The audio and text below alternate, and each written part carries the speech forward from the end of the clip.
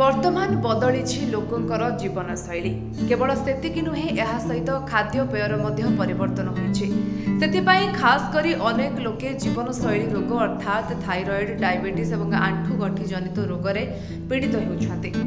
तेबे थायरॉइड एक साधारण रोग नुहे, यह जदि नियंत्रण में न रुहे यह असुविधार पकाई पारे, किंतु यह भल होबार संभावना अच्छी। निज जीवन शैली को बदलाई यह नियंत्रण करा जाय परिबो। थायरॉइड समस्या स्वास्थ्य को अनेक प्रकार भाव प्रभावित करिथाय।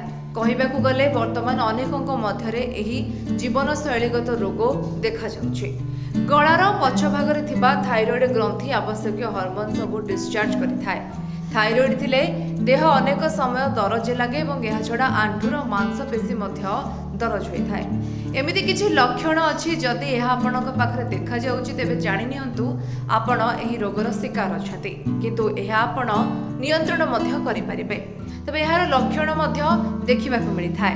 थायरॉइड ग्रंथि थिबा समस्या पाई पाद सबुबेले ठंडा रहिथाय। या छड़ा आपनको निज पादरे एवं चेहरारे मध्य अनेक समस्या देखिबाकु मिले। यह सह थायरॉइड समस्या थिबा लोकंकर हजम शक्ति मध्य ठीक न थाए। नॉर्मल परिवेश रे बा साधारण परिवेश रे मध्य ठंडा लागिबा आउ एक लक्षण।